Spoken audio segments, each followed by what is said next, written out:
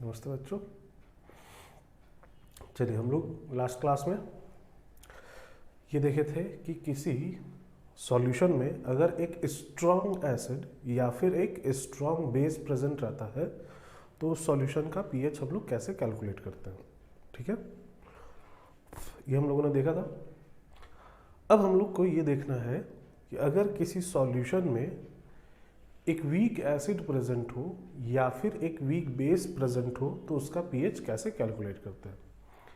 अच्छा, weak acid में भी कैसा वीक एसिड, तो मोनोबेसिक वीक एसिड। मोनोबेसिक का मतलब क्या, जिससे एक H+ आयन हमें मिलेगा, या मोनो एसिडिक बेस होना चाहिए जिससे एक OH- आयन हमें मिलेगा। ठीक है, और वीक एसिड होना चाहिए या फिर वीक बेस होना चाहिए। तो इस तरह के सॉल्यूशन के लिए पीएच कैसे कैलकुलेट करते हैं ये अब हम लोग को देखना है। ठीक है, हेडिंग डालते हैं, वहां पे लिखिए केस 2। केस 2 लिखिए, इसमें सॉल्यूशन कंटेनिंग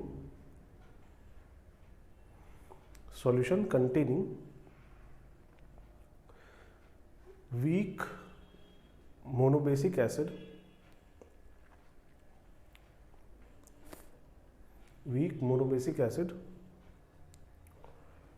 और वीक मोनोएसिडिक बेस।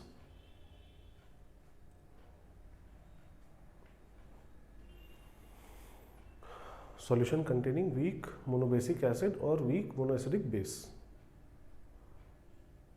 लिखा। चलिए, जैसे एग्जांपल की अगर बात की जाए, वीक एसिड हमें चाहिए और मोनोबेसिक एसिड हमें चाहिए।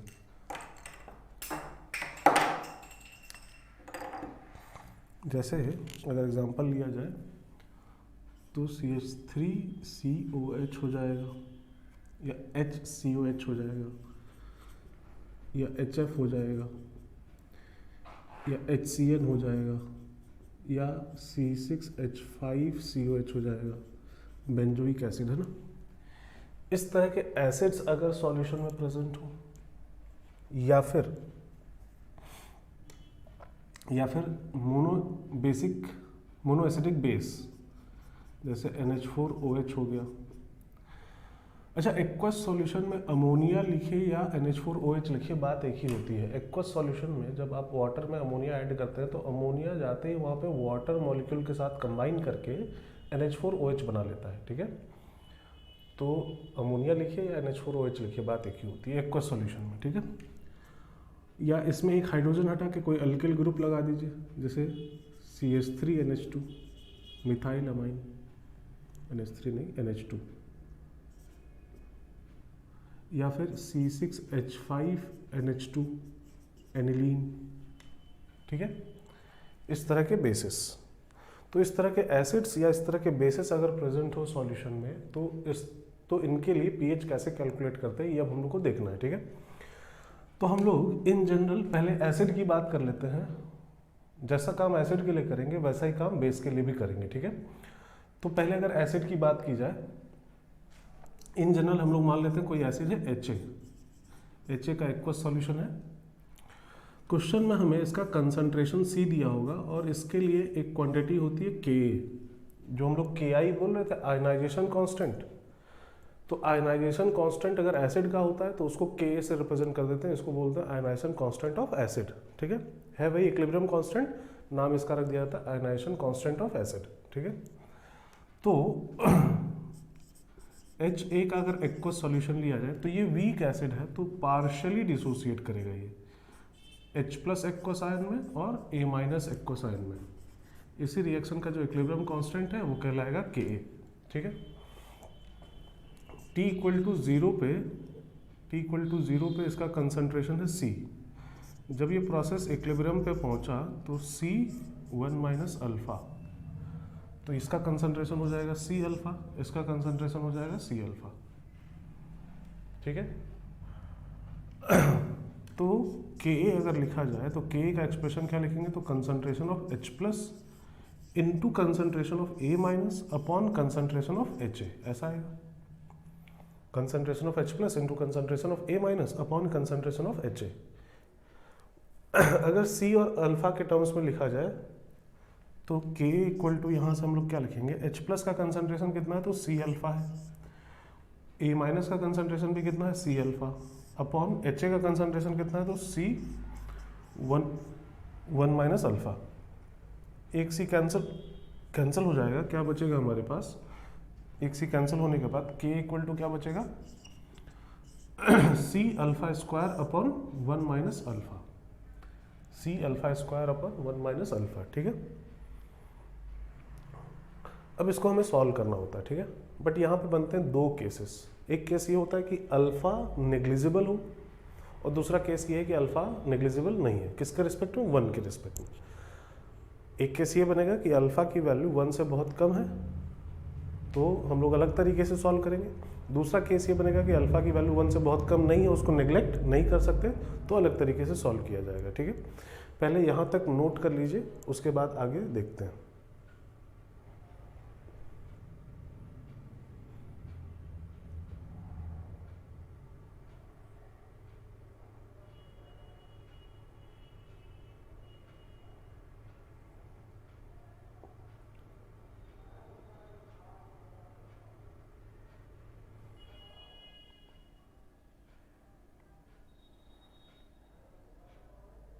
नोट कर लिया, चलिए अब हम लोग को दो अलग अलग केसेस सॉल्व करने पड़ेंगे।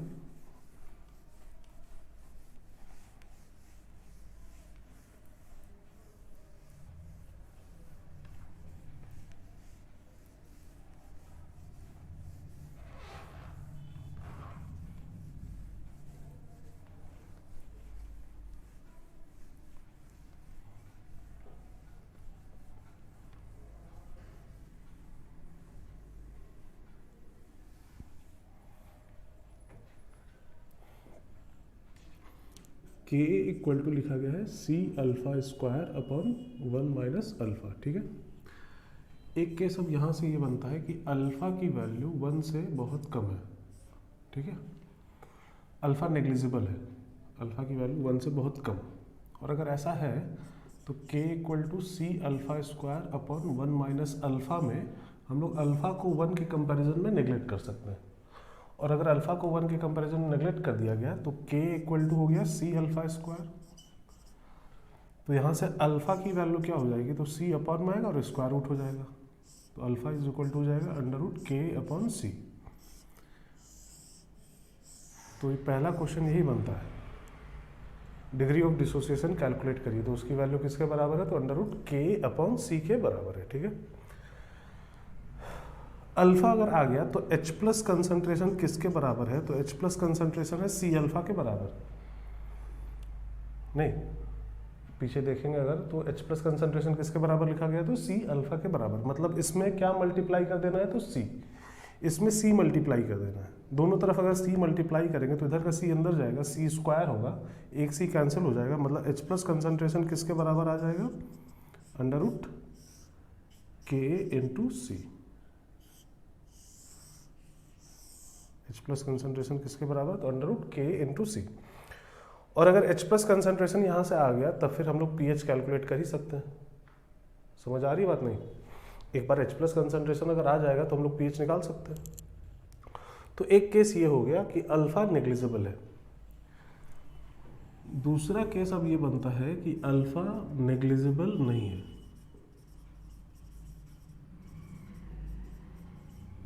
अल्फा नेग्लिजिबल नहीं है, अगर ऐसा है तो K equal to C alpha square upon 1 minus alpha. इसमें अब हम लोग अल्फा को नेग्लेक्ट नहीं कर सकते, तो इक्वेशन बनाएंगे K minus K into alpha is equal to C alpha square, multiply कर दिया तो यहाँ से इक्वेशन क्या आ गया, C alpha square plus K into alpha minus K equal to 0।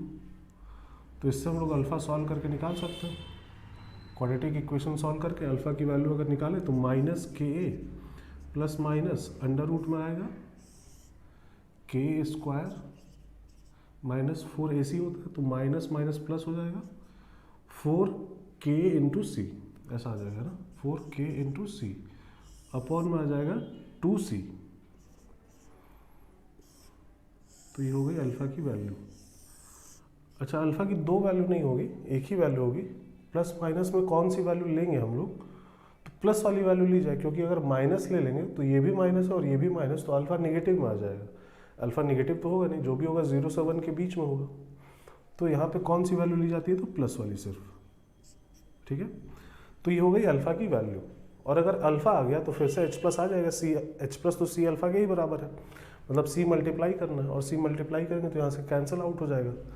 तो एच प्लस कंसनट्रेशन किसके बराबर हो जाएगा, माइनस के plus under root of K square plus 4k into C upon 2। ये हो गया एच प्लस कंसनट्रेशन, ठीक है। तो अगर अल्फा नेग्लिजिबल है तो इस तरीके से प्रोसीड करके अल्फा और एच प्लस आएगा, अगर अल्फा नेग्लिजिबल नहीं है तो इस तरीके से प्रोसीड करके अल्फा और एच प्लस आएगा। इन दोनों में से कोई एक इक्वेशन याद रखना है, अगर एक याद रहेगा तो दूसरा याद रहेगा। अल्फा में क्या है, अपॉन में 2c है, एच प्लस में अपॉन में सिर्फ 2 है। माइनस के plus under root of K square plus 4k into C upon 2, ये एच प्लस कंसनट्रेशन है, इसको याद रखिए, ठीक है। इसको याद रखेंगे तो बार बार सॉल्व नहीं करना पड़ेगा, और ये चीज़ें आगे भी यूज़ होती हैं, आगे के कंसेप्ट में भी यूज़ होती हैं, ठीक है। तो इसको हम लोग इस तरीके से सॉल्व कर रहे होंगे। चलिए इसको नोट करिए पहले।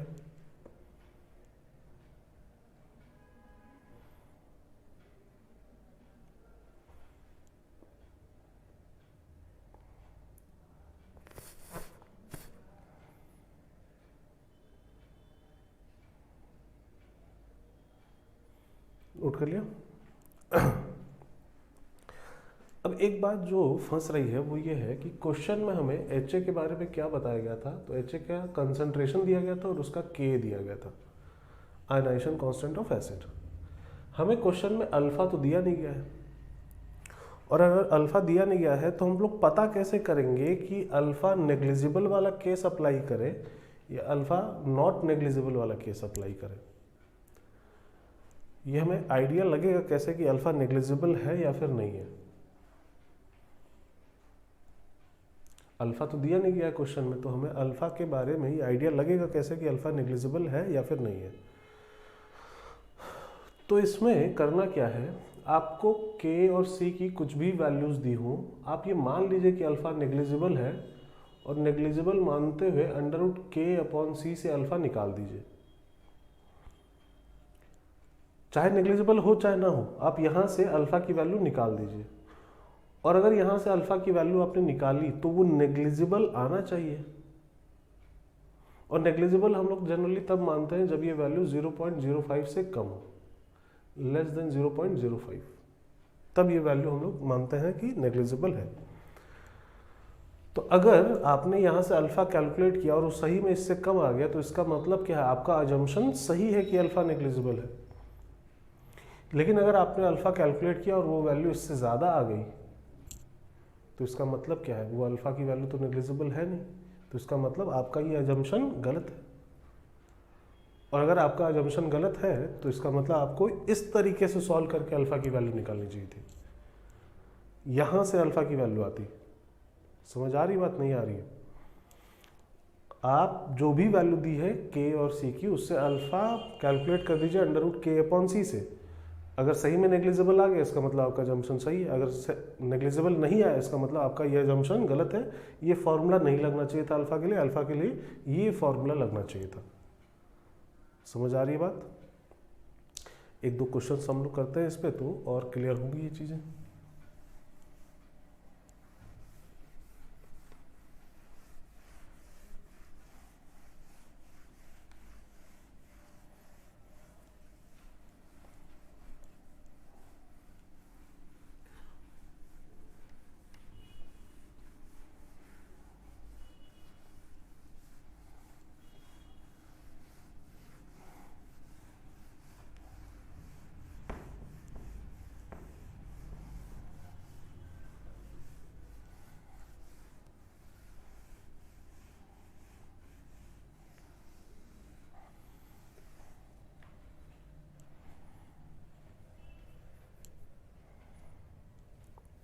जैसे बोला गया calculate pH of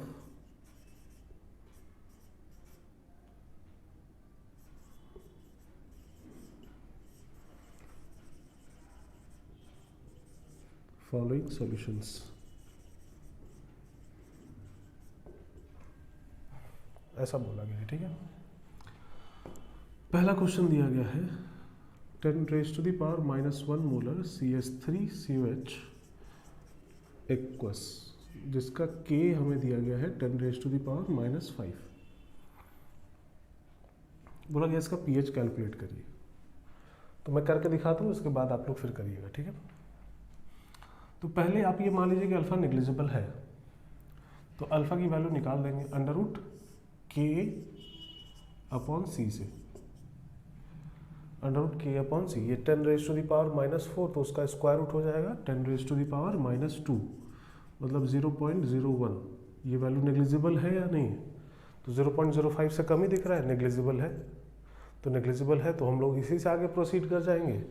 H plus निकालना है तो √K/C से, मतलब कितना हो जाएगा, √10⁻⁻5 इंटू 10⁻⁻1, मतलब 10⁻⁻6 का स्क्वायर रूट, मतलब 10⁻⁻3। तो ये H प्लस कंसेंट्रेशन आ गया, तो pH कितना हो जाएगा, तो 3। ठीक है, समझ आ रहा है? चलिए इसको नोट कर लीजिए और इसी तरीके से फिर आगे कैलकुलेट करिए।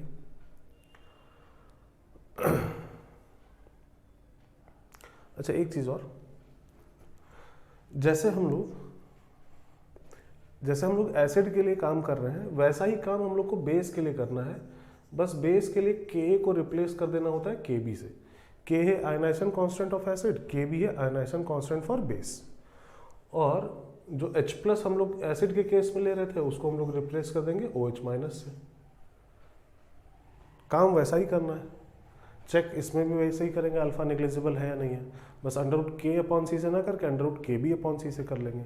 अगर नेग्लिजिबल है तो H प्लस ना निकाल के OH माइनस निकालेंगे √Kb/C से। समझ आ रही बात है? तो बस एक लाइन वहां पे लिख लीजिए, सिमिलरली फॉर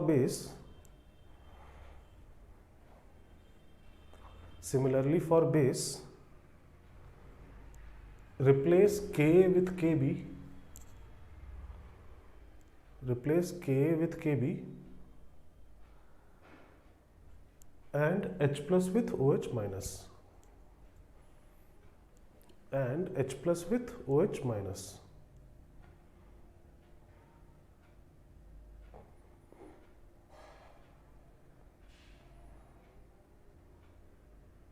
लिखा। चलिए क्वेश्चन आगे करते हैं।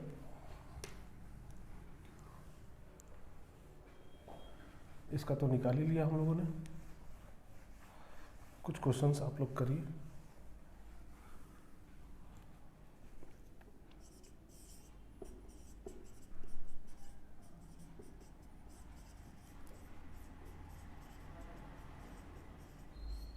इसका pH कैलकुलेट करना है।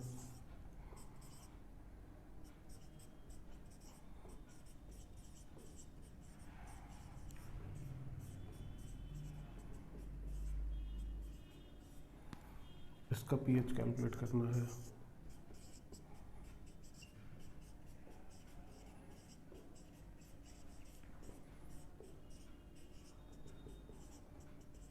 इसका pH निकालना है।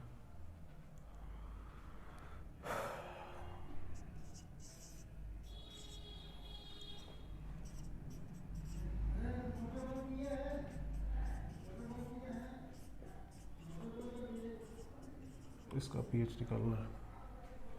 चलिए इन सब सॉल्यूशन का pH कैलकुलेट करिए।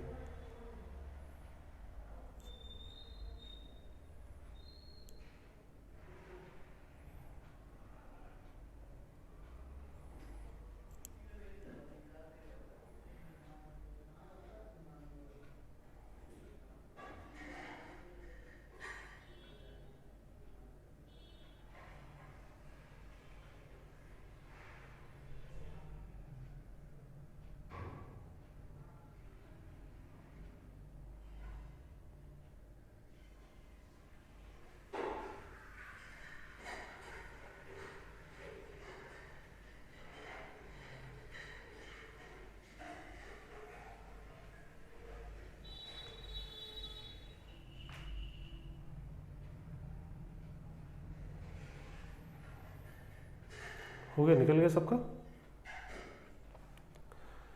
पहले वाले का तो निकाल ही चुके थे हम लोग। जैसे इसका अगर निकाला जाए तो अल्फा पहले चेक किया जाए, अंडर रूट के ए अपॉन सी से। के ए की वैल्यू 10⁻⁻6 है और कंसंट्रेशन 10⁻⁻2 है, तो 10⁻⁻4 मतलब उसका स्क्वायर रूट 10⁻⁻2। नेग्लिजिबल आ रहा है अल्फा, अल्फा नेग्लिजिबल आ रहा है, तो H प्लस कंसंट्रेशन कितना हो जाएगा, तो अंडर रूट ऑफ के ए इंटू सी, मतलब ये कितना हो जाएगा 10⁻⁻4। तो पीएच कितना बताएंगे, तो 4। ठीक है, इस सॉल्यूशन का पीएच कितना हो जाएगा, तो 4। या इस वाले सॉल्यूशन का, इसका अगर निकालना है तो पहले अल्फा चेक करिए, अंडर रूट के ए की वैल्यू 10⁻⁻4 और कंसंट्रेशन कितना है, वो भी है 10⁻⁻4, मतलब ये हो गया 1। अल्फा की वैल्यू 1 नेग्लिजिबल तो नहीं है, ये 0.05 से कम तो है नहीं है। तो अगर अल्फा नेग्लिजिबल नहीं है तो इसका मतलब अल्फा 1, अच्छा अगर यहाँ अल्फा पूछा जाए कि अल्फा कितना है तो क्या हम बता देंगे 1 है? नहीं, ऐसा नहीं, 1 नहीं है अल्फा। अल्फा नेग्लिजिबल नहीं आ रहा है तो इसका मतलब ये फॉर्मूला ही नहीं लगना चाहिए था अल्फा के लिए। हमने ये लगा के गलत किया, हमने अज्यूम कर लिया ना कि अल्फा नेग्लिजिबल है, तब तो ये फॉर्मूला लगाया हमने ना, तो ये हमें करना ही नहीं चाहिए था, है ना। H प्लस कंसंट्रेशन कितना होगा, हमें पीएच कैलकुलेट करना है, तो हमें H प्लस से मतलब है ना। अल्फा कहाँ से आएगा, तो minus K A plus under root of K square plus 4k into C upon 2c, वहाँ से आएगा अल्फा, अगर अल्फा निकालना हो तो। बट हमें अल्फा नहीं चाहिए, हमें पीएच निकालना है, मतलब हमें H प्लस चाहिए। तो H प्लस कहाँ से आएगा, तो minus K A plus under root of K square plus 4k into C upon 2। तो वैल्यूज अगर रखी जाए, minus of 10⁻⁻4 plus under root of K square मतलब 10⁻⁻8 प्लस 4 इंटू 10⁻⁻4 10⁻⁻4 मतलब 10⁻⁻8 अपॉन 2। तो ये √5 हो गया, √5 इंटू 10⁻⁻8, तो 10⁻⁻4 तो बाहर आ जाएगा और √5 अप्रॉक्सीमेटली 2.2 अगर ले लिया जाए तो ये हो जाएगा 2.2 इंटू 10⁻⁻4 माइनस 10⁻⁻4 अपॉन 2। तो ये 1.6 बचेगा ना, सॉरी 1.2 बचेगा, 2.2 माइनस 1.2 अपॉन 2 0.6 इंटू 10⁻⁻4 0.6 इंटू 10⁻⁻4, या उसको लिख सकते हैं 6 इंटू 10⁻⁻5। तो पीएच इसका कितना हो जाएगा, तो 5 माइनस log 6 को आप चाहें तो log 2 इंटू 3 उसको अलग अलग कर दे, तो log 2 माइनस log 3। log 2 की वैल्यू होती 0.301 और log 3 की वैल्यू होती 0.477। तो अगर यहाँ वैल्यूज रख दी जाए 5 माइनस 0.301 माइनस 0.477, मतलब ये हो गया 5 माइनस 0.778, तो ये हो गया 4.222। ठीक है, ये हो गया इसका पीएच 4.222। समझ आ रहा है? या इसके लिए अब अगर निकाला जाए तो इसके लिए अल्फा चेक किया जाए, बेस है ये, तो अंडर रूट के बी अपॉन सी से आ जाएगा 10⁻⁻5 अपॉन 10⁻⁻1, 0.01 आ गया, नेग्लिजिबल है। तो यहाँ पे H प्लस में आके OH माइनस आ जाएगा, कितना आ जाएगा, अंडर रूट ऑफ के बी इंटू सी 10⁻⁻5 इंटू 10⁻⁻1 मतलब 10⁻⁻3। तो POH आ जाएगा, ये हो गया 10⁻⁻3, तो pH हो गया 3 POH। तो pH कितना हो जाएगा, तो 14 में से माइनस कर दिया जाए, क्योंकि pH प्लस POH 14 के बराबर होता है, 14 में से माइनस कर देंगे तो ये हो जाएगा 11। समझ आ रही बात है? इसका अगर निकाला जाए फिफ्थ वाले का, अल्फा अगर चेक करें तो अंडर रूट ऑफ के अपॉन सी, मतलब ये हो जाएगा 10⁻⁻3 0.001, तो नेग्लिजिबल है। तो H प्लस कितना आ जाएगा, तो H plus under root of K into C, मतलब ये हो जाएगा कितना 10⁻⁻5। तो pH कितना हो जाएगा, तो 5। समझ में आ रही बात है? चलिए, तो इस तरीके से इनके सॉल्यूशन का पीएच हम लोग कैलकुलेट करते हैं, वीक एसिड या वीक बेस। और एसिड भी कैसा, तो मोनो बेसिक एसिड या मोनो एसिडिक बेस। इसमें जो नोट करना है नोट कर लीजिए।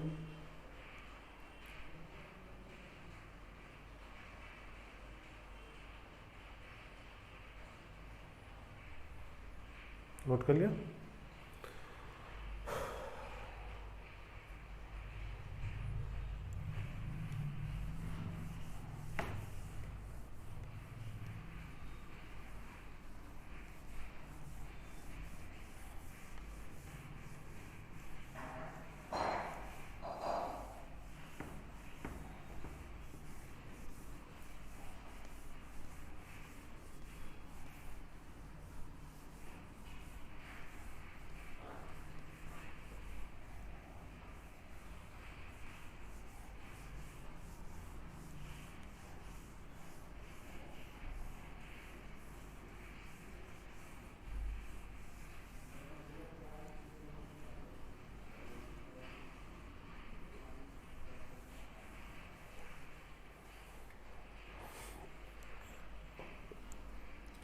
एक लास्ट एग्जांपल लेते हैं, 6th।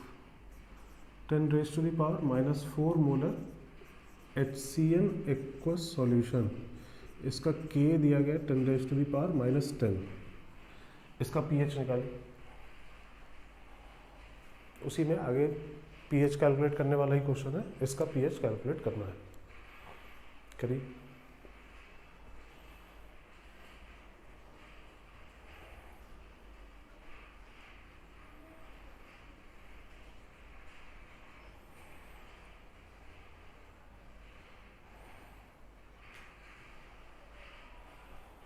हो गया?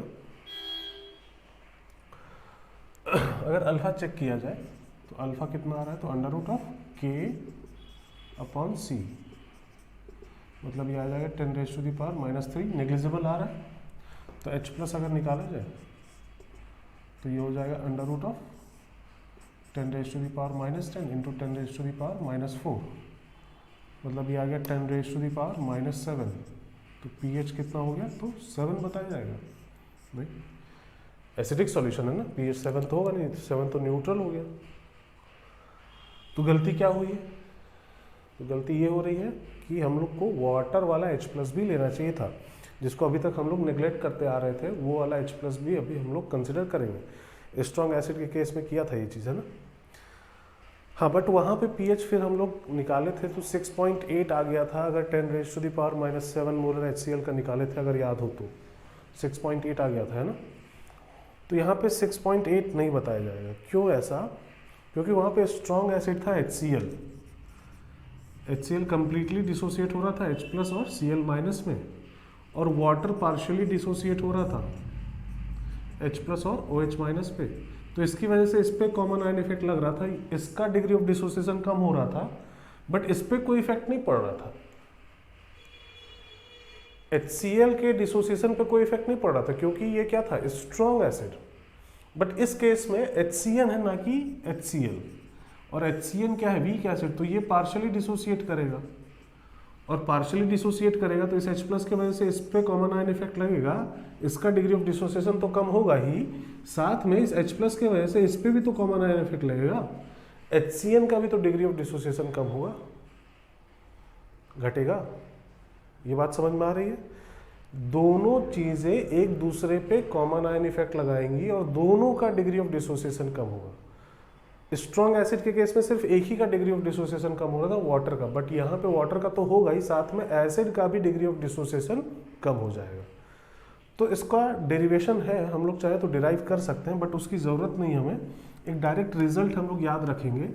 डायरेक्ट रिजल्ट क्या याद रखेंगे कि अगर वाटर वाला H+ भी लेना है वीक एसिड के केस में, वीक एसिड के केस में अगर वाटर से भी H+ कंसिडर करना है तो H+ कंसंट्रेशन किसके बराबर हो जाएगा, तो √K/C + KW।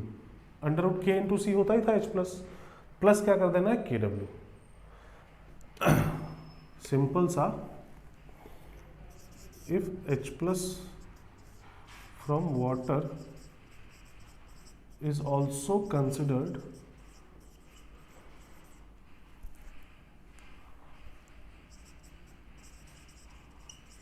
then h plus is equal to under root k into C plus K W. Under root में ही प्लस के डब्ल्यू बस कर देना है। जैसे इस पर्टिकुलर केस में अगर निकाला जाए तो h प्लस कितना आ जाएगा, under root of k into C plus K W. मतलब ये भी 10 पावर माइनस 14, ये भी 10 पावर माइनस 14, तो ये हो गया root 2 into 10 raise to the power minus 7। ये हो गया h प्लस,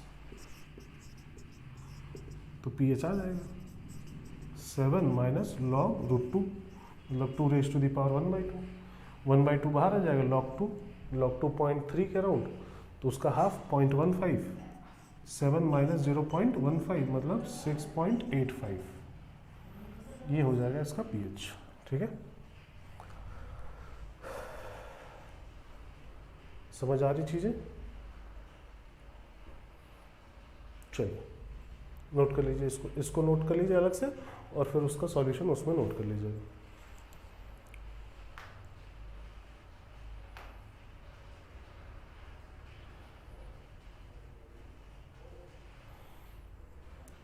आगे बढ़ा जाए।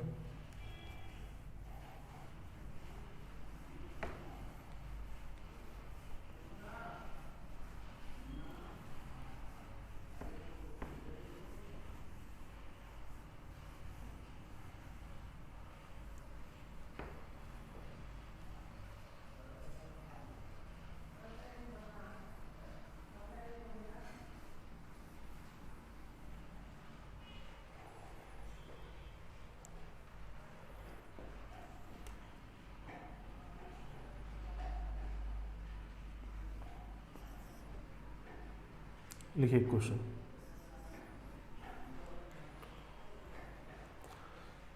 Calculate pH of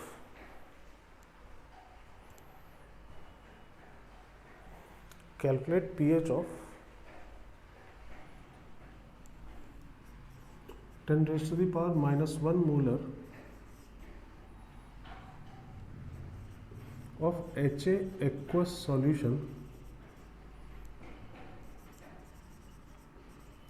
having Ka equal to 10 raised to the power minus 7।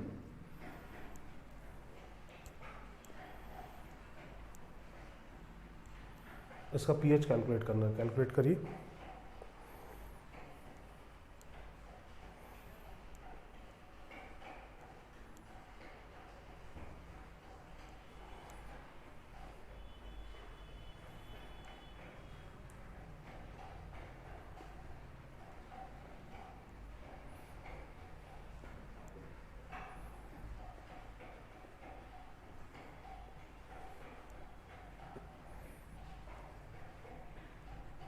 आ गया, के की value 10 raise to the power minus 7 है। अल्फा चेक किया जाए, under root of 10 raise to power minus 7 upon 10 raise to the power minus 1, तो ये हो जाएगा 10 raise to the power minus 3। Negligible है तो पीएच निकालने के लिए एच प्लस निकाला जाए, under root of 10 raise to the power minus 7 into 10 raise to the power minus 1 मतलब 10 raise to the power minus 4, तो पीएच हो जाएगा 4। ठीक है, ये पहला पार्ट था क्वेश्चन का। क्वेश्चन का सेकंड पार्ट है, इतना लिख लीजिए, इतना लिख लीजिए वहां पे, फिर सेकंड पार्ट लिखते हैं। लिखिए second part, if the above solution is diluted 100 times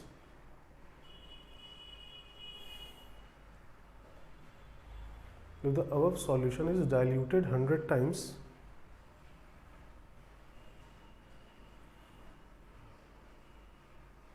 then calculate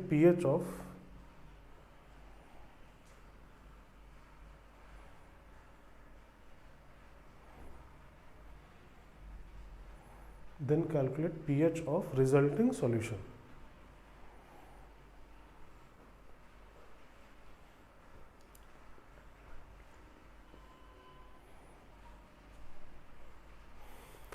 अगर इस सॉल्यूशन को हम लोग 100 टाइम्स डाइल्यूट कर देते हैं तो रिजल्टिंग सॉल्यूशन का पीएच कितना होगा ये कैलकुलेट करना है।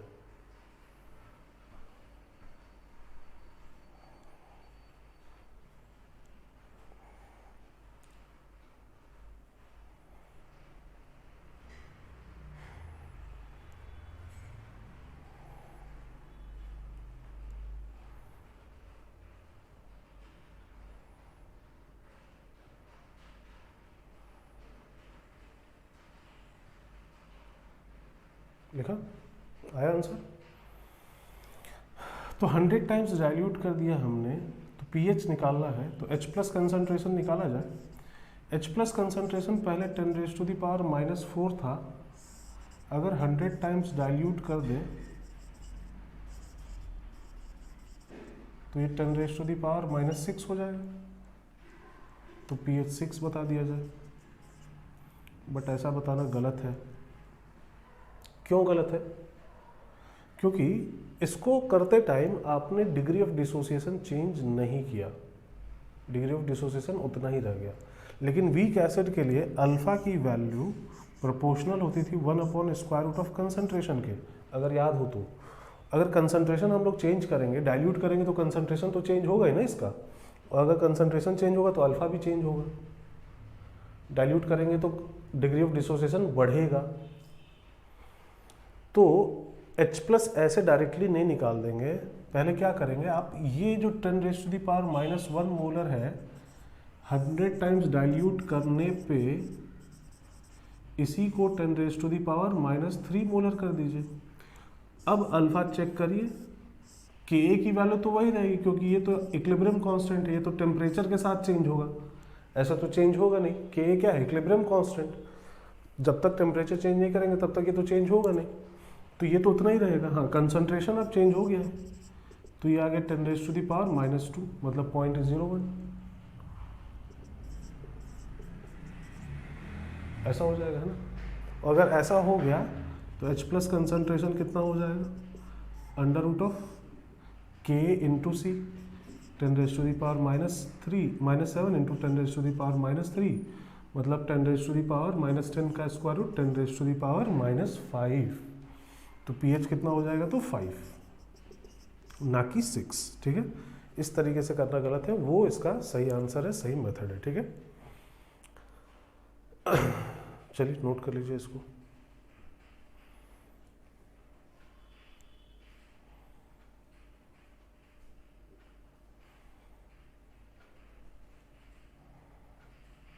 नोट कर लिया, चलिए।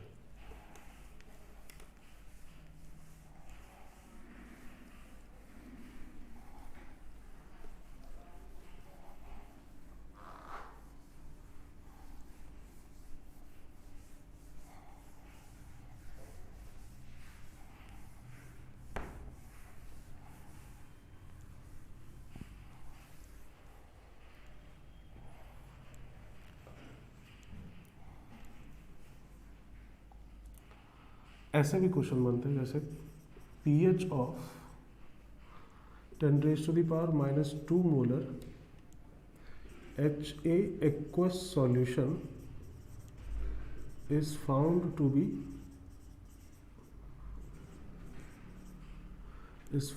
be 4. Calculate its Ka। इसका K निकालना है। चलिए इसको करिए, देखिए जरा आ रहा है आंसर।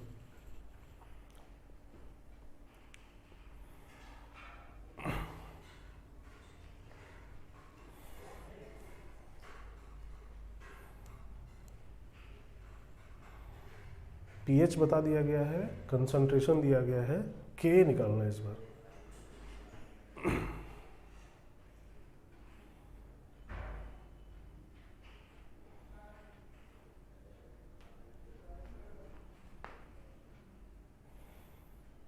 हो गया, आया आंसर। इसका pH हमें दिया गया है 4 है, तो इसका मतलब H प्लस कंसंट्रेशन कितना होगा, तो 10⁻⁻⁴ ये हो जाएगा। H plus concentration 10⁻⁻⁴। ये कहाँ से आया होगा H प्लस कंसंट्रेशन, तो अल्फा नेग्लिजिबल मानते हुए मान लेते हैं आया होगा √K इंटू सी से। तो K हमें निकालना है और इसका कंसंट्रेशन हमें दिया गया 10⁻⁻², तो स्क्वायरिंग कर दिया जाए 10⁻⁻8 अपॉन में आएगा 10⁻⁻2, तो K की वैल्यू आ जाएगी 10⁻⁻6, ऐसा आ जाएगा, है ना। हाँ, लेकिन ये कहाँ से आया, कब आया, जब आपने ये मान लिया कि अल्फा नेग्लिजिबल है, तभी आप इसको इसके बराबर कर पाए। तो अब चेक भी कर लीजिए कि क्या अल्फा नेग्लिजिबल है या नहीं है। तो √K/C 10⁻⁻4 मतलब 0.01 नेग्लिजिबल है, तो हमारा मानना सही था ये। अगर नेग्लिजिबल नहीं आता तो हमारा मानना गलत होता। तो इसको फिर किसके बराबर करते, ये जो H+ है इसको किसके बराबर करते, -K plus √K² plus 4K × C/2, उसके इक्वल करके वहां से K की वैल्यू निकालते। समझ आ रही बातें। चलिए, तो ये इस तरीके से क्वेश्चन बनाए जाते हैं, किस पे बेस्ड, तो वीक मोनोबेसिक एसिड या वीक मोनोएसिडिक बेस। और ये जो केस हम लोगों ने देखा है ये इस चैप्टर का बेसिक चीज़ है। अगर ये वाली चीज़ पे आपका होल्ड आ गया तो इस चैप्टर में फिर ज़्यादा दिक्कत नहीं होगी। इस चीज़ को अच्छे से समझिए, इस पे बेस्ड न्यूमेरिकल्स अच्छे से लगाइए। अगर एक बार इस पे होल्ड आ गया तो फिर आगे के चीज़ों में दिक्कत हमें नहीं आएगी। ये इस चैप्टर का बेसिक चीज़ होता है, ठीक है, वीक मोनोबेसिक एसिड या वीक मोनोएसिडिक बेस वाला पार्ट, ठीक है। अच्छा, कभी कभी ऐसा होता है कि कोई एसिड ऐसा लिख दिया जाता है जो हमारा देखा वो नहीं होता है, तो पता कैसे लगाए कि वो स्ट्रॉन्ग है या वीक है। तो अगर ब्रैकेट में उसके K लिखा है ना, तो इसका मतलब है कि वो वीक है।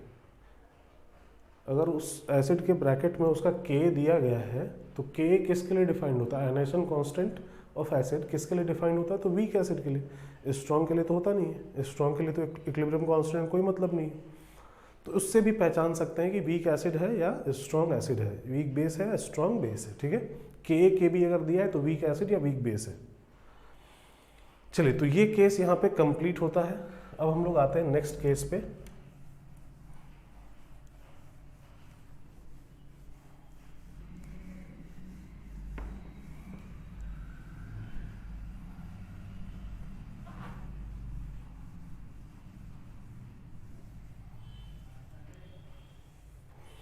लिखिए केस 3।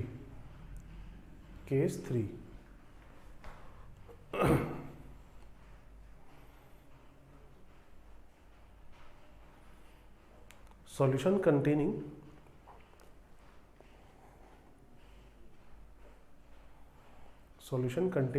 mixture of acids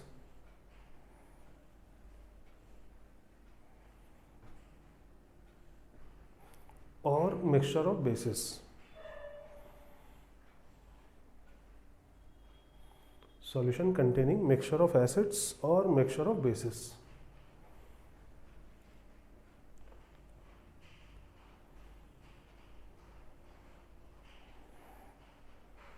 लिखा। सॉल्यूशन में एसिड्स का मिक्सचर होगा या फिर बेसिस का मिक्सचर होगा। एसिड और बेस का मिक्सचर नहीं होगा, एसिड्स का मिक्सचर या फिर बेसिस का मिक्सचर। मतलब कई एसिड्स को आपने मिला दिया एक साथ, तो उस सॉल्यूशन का पीएच कैसे आएगा, या कई बेसिस को आपने मिला दिया एक साथ, तो उस सॉल्यूशन का पीएच कैसे आएगा। एसिड और बेस को नहीं मिला रहे हैं ना, एसिड्स का अलग मिक्सचर है उसका पीएच, या फिर अलग अलग बेसिस का मिक्सचर है उसका पीएच, ठीक है। अच्छा, एसिड्स जो हम लोग मिला रहे हैं वो भी कई तरीके के हो सकते हैं। हम लोग एसिड की बात कर लेते हैं, वैसा ही चीज़ बेस के लिए एप्लीकेबल होगा। एसिड जो हम लोग मिला रहे हैं वो भी कई तरीके का हो सकता है। मतलब आप चाहें तो स्ट्रॉन्ग एसिड में स्ट्रॉन्ग एसिड मिला दीजिए, या आप चाहें तो वीक एसिड में वीक एसिड मिला दीजिए, या आप चाहें तो स्ट्रॉन्ग एसिड में वीक एसिड मिला दीजिए। नहीं, तो यहाँ पे 3 अलग अलग केसेस हो सकते हैं, ठीक है। यहाँ पे 3 डिफरेंट केसेस हो सकते हैं। तो यहाँ पे 3 अलग अलग केसेस हो सकते हैं। एक केस ऐसा जिसमें 2 स्ट्रॉन्ग एसिड, 2 या 2 से ज़्यादा स्ट्रॉन्ग एसिड्स को मिला दिया जाए। एक केस ऐसा जिसमें 2 या 2 से ज़्यादा वीक एसिड्स को मिला दिया जाए। और एक केस ऐसा जिसमें स्ट्रॉन्ग एसिड और वीक एसिड को मिला दिया जाए। तो तीनों के लिए हमें अलग अलग देखना पड़ेगा, क्योंकि अलग अलग मेथड होगा पीएच कैलकुलेट करने का, ठीक है। तो सबसे पहला केस, इसमें केस थर्ड में, केस थर्ड का सब पार्ट है केस ए, स्ट्रॉन्ग एसिड और स्ट्रॉन्ग एसिड को हम लोग मिला देते हैं, दो स्ट्रॉन्ग एसिड को मिला दिया जाए, ठीक है। अच्छा, स्ट्रॉन्ग एसिड का मतलब क्या होता है? Completely dissociated. तो दो स्ट्रॉन्ग एसिड हमने लिया है, जैसे मान लेते हैं HCl लिया है हमने और H2SO4 लिया है, या HNO3 लिया है मान लेते हैं, तो ये भी स्ट्रॉन्ग एसिड है, ये भी स्ट्रॉन्ग एसिड है। स्ट्रॉन्ग एसिड है तो ये कंप्लीटली डिसोसिएट करेगा H प्लस एक्वस में और Cl माइनस एक्वस में, और ये स्ट्रॉन्ग एसिड है तो ये भी कंप्लीटली डिसोसिएट करेगा H प्लस एक्वस में और NO3 माइनस एक्वस में। इसके होने से इसके डिसोसिएशन पे कोई फर्क नहीं पड़ेगा क्योंकि ये कंप्लीटली डिसोसिएटेड है, और इसके होने से इसके डिसोसिएशन पे कोई फर्क नहीं पड़ेगा क्योंकि ये भी कंप्लीटली डिसोसिएटेड है। मतलब यहाँ कॉमन आयन इफेक्ट जैसी चीज नहीं लगनी है, दोनों एसिड कंप्लीटली डिसोसिएटेड रहेंगे, और दोनों एसिड अगर कंप्लीटली डिसोसिएटेड रहेंगे तो आपको पीएच कैलकुलेट करने के लिए क्या करना होगा? तो सॉल्यूशन का टोटल H प्लस निकालना होगा, assuming complete dissociation of all the acids. जितने भी एसिड्स हैं उन सबको कंप्लीटली डिसोसिएटेड मानते हुए सॉल्यूशन का टोटल H प्लस निकालना होगा। टोटल H प्लस मतलब क्या? इससे कितना H प्लस मिला, इससे कितना H प्लस मिला, इन सबको ऐड करना पड़ेगा उनके कंसंट्रेशन को, ठीक है। जैसे क्वेश्चन बोला गया कि एक सॉल्यूशन है जिसमें 10⁻⁻² molar 10⁻⁻² molar HCl aqueous solution, HCl aqueous है, और इसी में 10⁻⁻² मोलर HNO3 एक्वस सॉल्यूशन है। तो बताना है इस सॉल्यूशन का पीएच कितना होगा। तो इसमें टोटल H प्लस निकाला जाए, H प्लस टोटल कितना होगा? तो जो HCl से मिला वो H प्लस कितना मिला? तो 10⁻⁻² मोलर, और जो HNO3 से मिला तो कितना मिला? 10⁻⁻² मोलर। तो टोटल कितना हो गया? 2 इंटू 10⁻⁻² मोलर। तो यहाँ से पीएच निकाल दिया जाएगा, 2 माइनस log 2, log 2 होता है 0.301, 0.3 अगर मान लिया जाए तो अप्रॉक्सीमेटली ये 1.7, ठीक है। तो करना क्या है? सॉल्यूशन का टोटल H प्लस निकालिए, ये मानते हुए कि सारे एसिड्स कंप्लीटली डिसोसिएटेड है, क्योंकि सारे एसिड्स क्या हैं? तो स्ट्रॉन्ग एसिड्स। लिखते हैं वहां पे, इस चीज को लिखिए, calculate total H plus concentration, case A लिख लीजिए, case A strong acid plus strong acid. इसमें लिखिए calculate total H plus concentration of solution,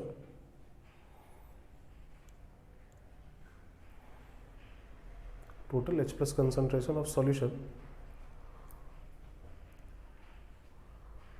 assuming complete dissociation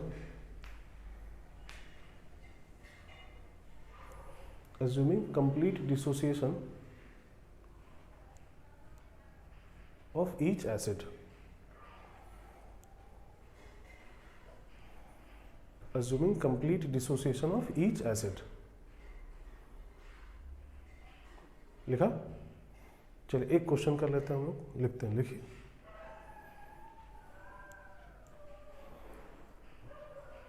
equal volumes of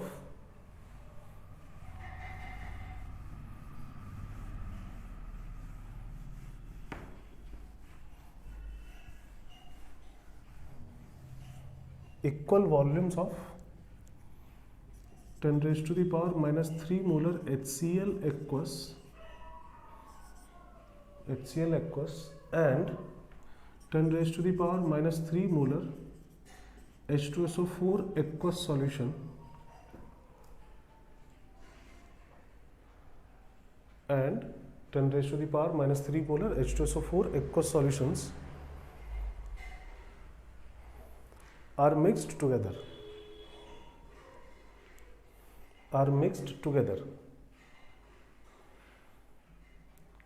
Calculate pH of resulting solution.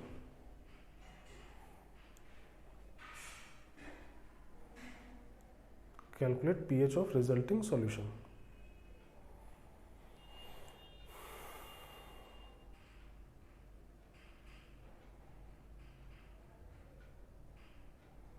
चलिए निकालिए pH।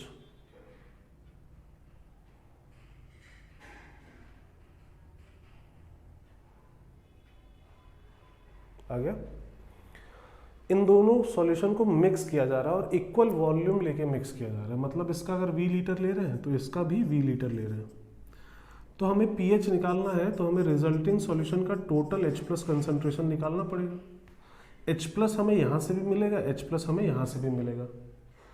अच्छा, ये जो molarity है 10⁻³ किसकी है? H2SO4 की मोलैरिटी है। हमें लेकिन यहाँ H2SO4 का कंसंट्रेशन तो निकालना नहीं है, यहाँ किसका कंसंट्रेशन निकालना है? H+ का। तो इस सॉल्यूशन में H+ कंसंट्रेशन कितना है पहले ये देखा जाए।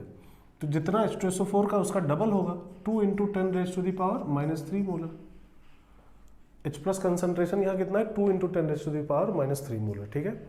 अब इक्वल वॉल्यूम मिक्स करिए, इसका V लीटर है और इसकी मोलैरिटी है 10⁻³ तो M1V1 प्लस M2 2 × 10⁻³ लेंगे, ना कि 10⁻³ into V M2V2 upon V1 plus V2 मतलब 2V। तो V कैंसिल हो जाएगा, क्या बचेगा? 3 × 10⁻³ डिवाइडेड बाई 2। तो pH कितना हो जाएगा? तो 3 minus log of 3/2। log A by B को log A minus log B अगर लिख दिया जाए तो ये 3 माइनस log 3 प्लस log 2 मतलब 3 माइनस 0.477 प्लस 0.301 ऐसा हो जाएगा ना। मतलब ये हो जाएगा 3 माइनस 0.176 3 माइनस 0.176 मतलब ये हो जाएगा 2.824। ठीक है, समझ में आ रहा है ये? चलिए, तो इस तरीके से सॉल्यूशन का pH आएगा, ठीक है। और आज हम लोग अब यहीं तक देखते हैं, इसके आगे फिर नेक्स्ट लेक्चर में हम लोग देखेंगे। एक केस हम लोग ने देखा है, 2 स्ट्रॉन्ग एसिड को मिक्स कर दें तब क्या होगा। अभी 2 केस और इसमें बचे हुए हैं, अगर 2 वीक एसिड को मिक्स कर दें तो क्या होगा, या फिर एक स्ट्रॉन्ग एसिड और एक वीक एसिड को मिक्स कर दें तो क्या होगा, ठीक है। वो हम लोग अपने नेक्स्ट लेक्चर में देखेंगे। तब तक आप लोग इन पे बेस्ड न्यूमेरिकल्स लगाइए, ठीक है, असाइनमेंट से न्यूमेरिकल सॉल्व करिए। चलिए फिर देखते हैं इसका आगे नेक्स्ट क्लास में। Thank you.